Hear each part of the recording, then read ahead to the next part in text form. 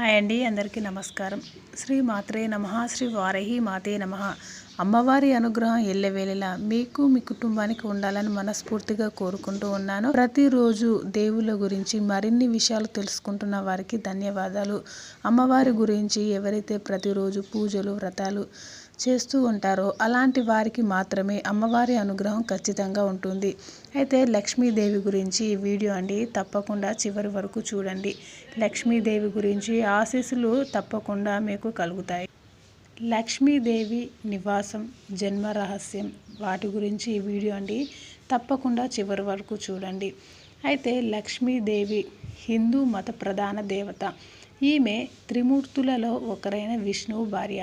అయితే పార్వతీ సరస్వతితో పాటు ఈమె త్రిదేవతలలో కూడా ఒకరు.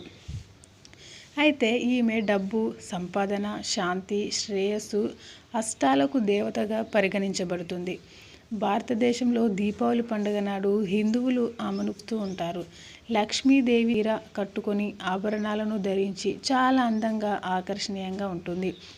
లక్ష్మీదేవి 4 చేతులతో ఉంటుంది. 2 చేతులతో పుష్పాలను పట్టుకొని 2 చేతులతో బంగారు నాణాలను అనుగ్రహిస్తూ ఉంటుంది.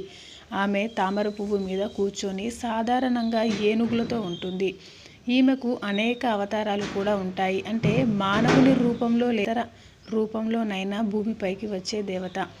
విష్ణు దేవేరి అయిన లక్ష్మీ విష్ణువు భూమిపై రకరకాలుగా అవతారాలను ఎత్తగా అతనితో పాటు ఈమె కూడా భూలోకంలో రామాయణంలో రాముడి భార్యగా, సీతగా, మహాభారతంలో కృష్ణుడి భార్య రుక్మిణిగా, కలియుగంలో వెంకటేశ్వర స్వామి భార్య పద్మావతిగా అవతారాలను ఎత్తి అతనిని వివాహం చేసుకుంటుంది. అయితే లక్ష్మిని మహాలక్ష్మి అని కూడా అంటారు. ప్రతి సంవత్సరం శ్రావణ మాసం 2వ శుక్రవారం వరలక్ష్మి వ్రతాన్ని పాటించి లక్ష్మీదేవి ప్రత్యేక ఆరాధనలు కూడా చేస్తూ ఉంటారు. దీపావళి సందర్భంగా, నవరాత్రి సందర్భంగా కూడా లక్ష్మీ పూజలు జరుపుకుంటారు. శ్రీ అనే పదం సిరి పదానికి సమానంగా, అనగా సంపద, ఐశ్వర్యానికి దేవత. మనవాళికి 8 రకాల లక్ష్యాలు అవసరం. అందుకే ఆ 8 లక్ష్యాలు అష్టలక్ష్మిలుగా అవతరించారు. లక్ష్మి అనగా లక్ష్యానికి దారి తీసే దేవత. లక్ష్యం సిద్ధిస్తే లక్ష్మి కటాక్షం పొందినట్లే భావన. అయితే లక్ష్మీదేవి నివాసం గురించి, లక్ష్మీ జన్మ రహస్యం గురించి కూడా వివరిస్తానండి. తప్పకుండా ఈ యొక్క వీడియోని మీ ఫ్రెండ్స్కు, రిలేటివ్స్కు షేర్ చేయండి. వాళ్ళు కూడా ఈ కథ విని అమ్మవారి అనుగ్రహానికి ప్రాప్తులు కాగలరు. సర్వలోక రక్షిణి, సర్వ జ్ఞానప్రదాయిని, శక్తి స్వరూపిణి అయిన ఆ ఉజ్జయిని జగజ్జనని భక్తితో ఆరాధిస్తే అనుగ్రహిస్తుంది. సిరి సంపదలు, సౌభాగ్యాన్ని అనుగ్రహించే ఆ లక్ష్మీదేవిని పిలిస్తే కోరిన వారికి కొంగు బంగారం. అలాగే లక్ష్మీదేవి పుట్టుక గురించి తెలుసుకోవాలంటే ఒకరోజు ఇంద్రుడు ఐరావతంపై స్వర్గానికి వెళుతుండగా ఎదురుగా దుర్వాస మహర్షి తారసపడతాడు. దుర్వాస మహర్షి గురించి చాలా వీడియోస్లో కూడా ఉంటుందండి, తప్పకుండా చూడండి. అతను చాలా పవర్ఫుల్ అయిన వ్యక్తి. అల్లంత దూరాన ఇంద్రుని చూసిన దుర్వాసుడు అమరావతి అధిపతికి గౌరవ సూచకంగా తన మెడలోని దండనిస్తాడు. గర్వంతో కళ్ళు మూసుకుపోయిన ఇంద్రుడు దండ ఇచ్చినదెవరని ఈ విషయాన్ని పట్టించుకోకుండా, కనీసం కృతజ్ఞతలు చెప్పకుండా ఆ దండను తన ఏనుగు తొండానికి తగిలిస్తాడట. అప్పుడు తొండాన్ని అటు ఇటు ఆడిస్తున్న ఆ ఏనుగు దండను కిందికి విసిరేసి కాళ్ళతో తొక్కుతుంది. అసలే కోపిష్టి అయిన దుర్వాసుడు ఆ దృశ్యాన్ని చూసి మరింత కోపాద్రిక్తుడై, ఓ ఇంద్ర, మితిమీరిన అహంకారం, గర్వాతిశయాలతో ప్రవర్తించిన నిన్ను ఈ భోగ భాగ్యాలన్నీ విడిచిపోతాయి అని శపించాడట. ఆయనే శపిస్తే చాలా పవర్ఫుల్ అండి, ఏదైనా శపించినా ఖచ్చితంగా జరిగిపోతూ ఉంటుంది. అప్పుడు ఇంద్రుని కళ్ళల్లో కప్పుకున్న తెరలు తొలగిపోవడంతో దుర్వాస మునిని క్షమించమంటూ వేడుకున్నాడు. అప్పుడు అది విన్న దుర్వాసుడు శాపాన్ని అనుభవించక తప్పదని, అయితే విష్ణుమూర్తి కృపతో పూర్వ వైభవాన్ని పొందడం జరుగుతుందని చెప్పాడట. అనంతరం ఇంద్రునిపై దుర్వాసుని శాపం పనిచేయడం ప్రారంభించింది. బలి నాయకత్వంలో రాక్షసులు అమరావతిపై దండెత్తారట. ఇంద్రుని అతని పరివారంతో పాటు స్వర్గం నుండి తరిమేశారట. తప్పనిసరి పరిస్థితుల్లో ఇంద్రుడు అజ్ఞాతంగా ఉండిపోయాడట. అప్పుడు తన గురువు బృహస్పతి సలహా మేరకు అడుగుతాడట. అందుకు తగిన పరిష్కారాన్ని బ్రహ్మదేవుడు సూచిస్తాడని చెప్పడంతో ఇంద్రుడు తన పరివారంతో కలిసి వెళ్ళి బ్రహ్మదేవుని ప్రార్థించారు.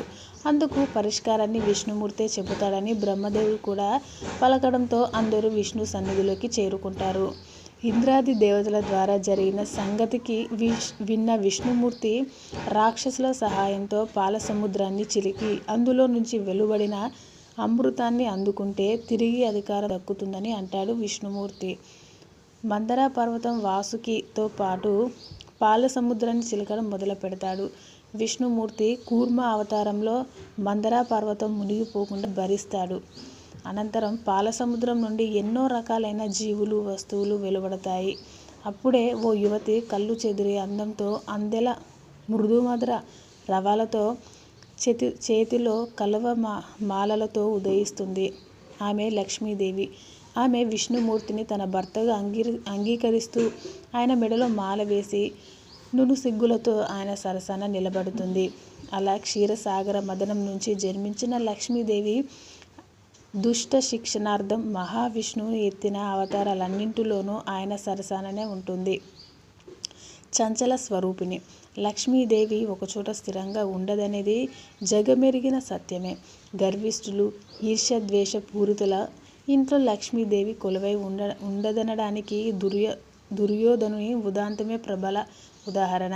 ఒకరోజట తన తండ్రి ధృతరాష్ట్రుని ముందు నిలిచిన దుర్యోధనుడు పాండవుల వాదవుల పట్ల తనకు గల అస్కసునంత వెలుగొక్కుతున్నాడు. పాండవులు సంపదల మధ్య తూలితూగపోతున్నారని, లెక్కలేనంత మంది భృత్సులతో రాజప్రసాదాలతో వీలసిల్లిపోతున్నారని, తనేం చేయాలో చెప్పమంటూ అభ్యర్థించాడు. కొడుకు మాటలను విన్న ధృతరాష్ట్రుడు పాండవుల ఐశ్వర్యంలో తూగాలంటే నీతి నియమాలతో ప్రవర్తించాలని, అందుకు ఉదాహరణ అవును ప్రహ్లాదుడు రాక్షసుల మధ్య జన్మించినప్పటికీ అతడు నడిచిన బాట నైతిక రుజువర్తనలో కూడినదే.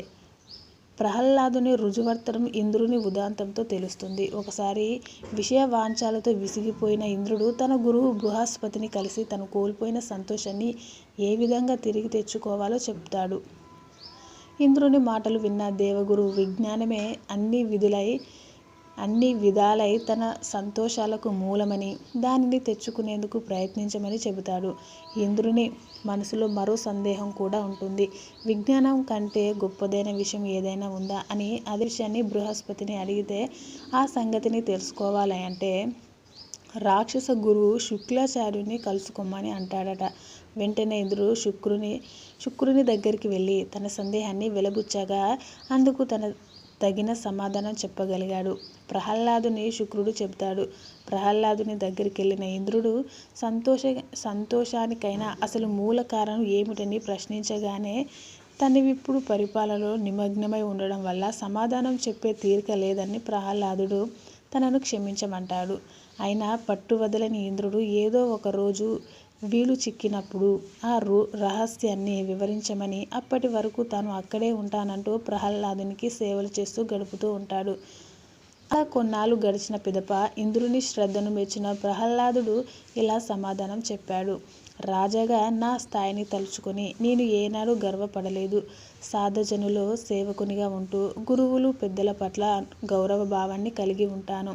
విపరీతమైన కోరికలతో గతి తప్పాను. సంతోషానికి ఇదే ఖచ్చితమైన మార్గం. ప్రహ్లాదుని సమాధానం ఇంద్రుని సంతోషపరుస్తుంది.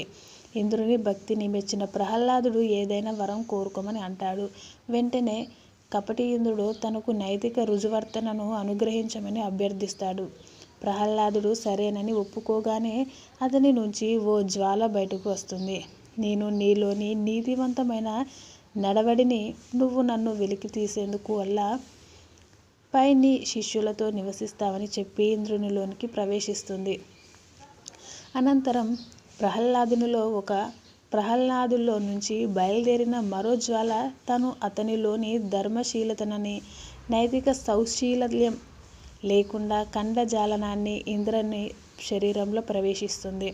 అనంతరం బయటపడిన సత్యం తాను నిజాన్ని అని ధర్మబద్ధంతో ఉంటానని వెళ్ళిపోతాడు. అలా జరిగాక వెలువడిన మరో జ్వాల అధికారాన్ని తాను నిజం వెంటే ఉంటానని ఇంద్రునిలో ఐక్యమవుతుంది. చివరగా ధవల కాంతులతో మెరిసిపోతున్న ఓ దేవత బయటికి వచ్చి తనను లక్ష్మి అంటారని, సంపదల దేవతలనని, దీర్ఘకాలం నీ వెంటే ఉన్నానని, ప్రస్తుతం తనను వదిలిపెట్టడానికి ప్రహ్లాదుడు సిద్ధపడినందున తప్పనిసరి పరిస్థితుల్లో వెళ్ళిపోవలసి వస్తుందని చెప్పి బయలుదేరిపోతాడు. ఈ విధంగా ధర్మ ప్రవర్తన, నిజం, అధికారం, నైతికబద్ధ ప్రవర్తన ఉన్నచోట లక్ష్మీదేవి కొలువై ఉంటుందని అర్థమవుతుంది. లక్ష్మీదేవి చల్లని చూపుల కోసం భక్తులు ఎదురు చూస్తూ ఉంటారు. తమ ఇళ్లను పావనం చేయాలని ముకులిత హస్తాలతో ప్రార్థిస్తూ ఉంటారు. అయితే ఆ తల్లి భక్తి జనప్రియం. తనను పూజించిన భక్తులకు తప్పక కరుణిస్తారు. అమ్మవారి అనుగ్రహం మీకు ఉండాలని మనస్ఫూర్తిగా కోరుకుంటూ ఉన్నాను. ఎవరైతే అమ్మవారి గురించి మరిన్ని వీడియోస్ చూస్తున్నారో అలాంటి వారికి అమ్మవారి అనుగ్రహం ఖచ్చితంగా ఉంటుంది. మీరు మీ ఫ్రెండ్స్కు, రిలేటివ్స్కు ఈ యొక్క వీడియోను షేర్ చేయండి. Thanks for watching this video. Please subscribe my channel.